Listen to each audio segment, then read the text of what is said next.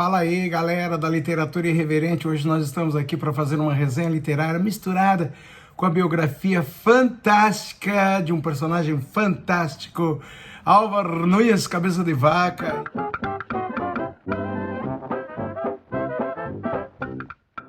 Então, galera, antes de mais nada, gostaria de pedir a todos que se inscrevessem no canal, que participassem das nossas resenhas, com comentários, deixa ali seu like e recomende aos amigos.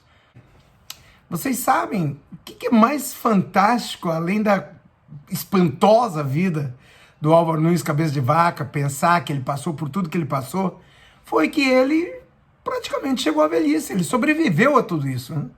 E muito impressionante, o mais interessante é que ele escreveu esse livro. Esse livro aqui não foi escrito por historiadores, e sim esse livro foi escrito por ele. Este livro está dividido em duas partes. A primeira parte chama-se Naufrágios, que se deu ali no Golfo do México, nos Estados Unidos, onde hoje são os Estados Unidos, e a segunda parte se deu na sua expedição aqui na América do Sul, culminando, inclusive, com o descobrimento das Cataratas do Iguaçu, né? Diga-se de passagem, o Álvaro Nunes Cabeça de Vaca ele é natural da cidade de Jerez de la Frontera, na Espanha, e que é considerada a cidade irmã da cidade de Foz do Iguaçu, no Brasil.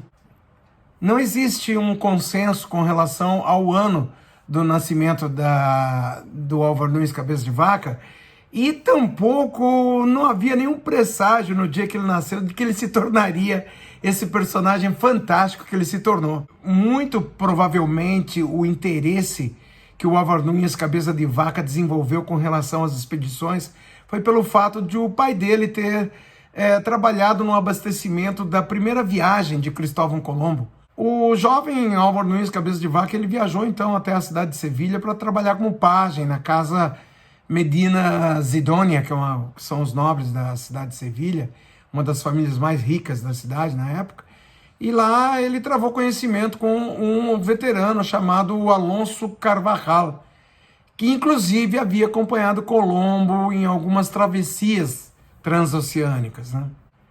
Então, motivado por esse conhecimento, ele acabou abraçando a carreira militar. Inclusive no ano de 1512, ele participou daquela batalha sangrenta, que foi a Batalha de Ravenna, e milagrosamente saiu ileso da batalha. E voltou anos mais tarde para Casa Medina, só que desta vez trabalhando como camareiro major del duque, ou seja, o cara já era tipo um conselheiro ali do Dom Medina, né? E foi justamente o duque que apontou, recomendou o Álvaro Nunes Cabeça de Vaca como tesoureiro e aguacil. Aguacil é uma espécie de olheiro do rei ali, né? Na expedição de 17 de julho de 1527, que partiu do porto de San Luca de Barrameda, na Espanha, com destino à Flórida. A Flórida que já havia sido descoberto por Ponce de León no ano de 1513, certo? E o capitão desta expedição era o Pánfilo de Narváez. Esse Pánfilo de Narváez ele já era um veterano da rota para as Índias, e o sonho dele era descobrir alguns tesouros que estivessem ao norte do Cabo da Flórida, já que ao sul estava o México, o que hoje é o território do México, e já estava sendo explorado, né, por Ponce de León, por Hernán Cortés e toda aquela galera. Aliás, galera, diga-se de passagem, o Pánfilo de Narváez, que era um sujeito tido como um mau caráter, ele era arqui-inimigo do Ponce de León. Parece que ele tinha aí uma certa inveja do Poncecito, ó. Então, como tesoureiro e alguacil, a função do Álvaro Nunes Cabeça de Vaca era justamente certificar-se de que se cumprissem todas as capitulações assinadas com a coroa, ou seja, a partir das riquezas. Mas isso, claro, que não aconteceu. Por quê? Porque a aventura foi um desastre do início ao fim. Esse Pánfilo de Narváez, ou Narváez, como eu já havia comentado, o que ele tinha de valente, ele tinha de déspota e vaidoso, invejoso. E as condições do tempo adversas, unidas ao mau caráter do capitão, fizeram com que cada vez que os navios aportassem, e tá aí o mapinha para vocês verem cada lugarzinho que eles aportaram, muito da tripulação caía fora, não queria nem saber, e também some-se a isso as perdas ocasionadas pelos naufrágios, as flechas envenenadas dos índios, as areias movediças, os enxames de mosquitos, ou simplesmente a falta de comida e água potável, né, galera? Então, dadas as intempéries e dado ao mau caratismo do capitão, em setembro de 1528, somente 15 meses depois de saírem do porto de São Lucas de Barrameda, sobrava somente metade dos 500 homens que estavam com eles. Porque cada porto que eles paravam, eles debandavam, desertavam, enfim.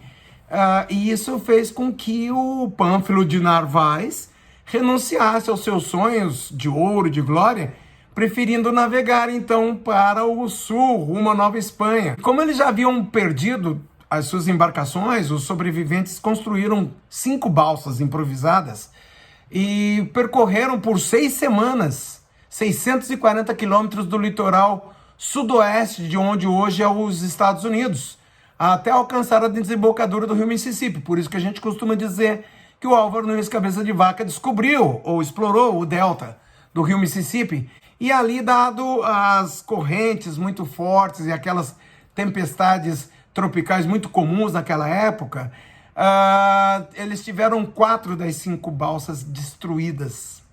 Nessa ocasião, inclusive, o Pânfilo de Narvaez morreu, ele sumiu da história, e quem emergiu como o verdadeiro herói dessa epopeia foi justamente Álvaro Nunes Cabeça de Vaca.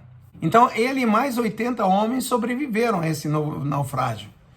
Esse número, no entanto, foi reduzido para 15, pelo sofrimento pelo qual passavam. Gente, é muita desgraça, né?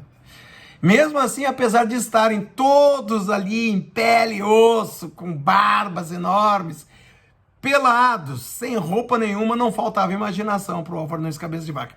Eu vou dizer para vocês aqui uma história bem interessante, uma passagem que ele conta aqui do livro dele, que é o fato dele ter tido, durante a estadia dele no exército, obtido conhecimentos sobre medicina. Então ele começou a negociar com os índios, ele começou a instruir os camaradas deles, ao xamanismo, né? Um pouco de medicina, tentando levar um pouco para o lado, digamos assim, espiritual, para que os índios considerassem eles seres iluminados, digamos assim, né? E com isso ele ganhou a confiança dos índios. E também, nesse meio tempo, planejou a fuga dele, né? Porque ele vivia em regime de semi-escravidão ali entre os índios, né? E ele não fugiu sozinho não, tá, galera? Ele fugiu em companhia de outros sobreviventes da expedição de Pânfilo Narvaez, que foram mais 3. Vou ler aqui para vocês. Andrés Dorantes de Carranza, o Antônio Castilho Maldonado e um escravo preto marroquino chamado Estebanico. E provavelmente o Estebanico foi o primeiro negro africano em solo norte-americano. Então, depois dessa fuga, eles se colocaram em marcha rumo ao oeste. Sem mapas, sem ponto de referência, eles eram chamados de Filhos do Sol. Isso porque eles seguiam o curso do crepúsculo, né? E porque os índios achavam que eles possuíam poderes sobrenaturais. Inclusive, à medida que eles avançavam, diga-se de passagem, rumo ao oeste, a fama de curandeiros precedia cada vez mais, ao ponto de juntar-se a eles um bom número de índios, ou seja, já era uma espécie de caravana, né? E foi na primavera-verão do ano de 1536, depois de muitos meses de uma marcha extenuante e quase 10 anos, galera, depois de se envolver na expedição do Pânfilo Narvaez, que o Cabeça de Vaca e o seu grupo finalmente alcançaram o solo espanhol no Novo Mundo. Eles estavam salvos.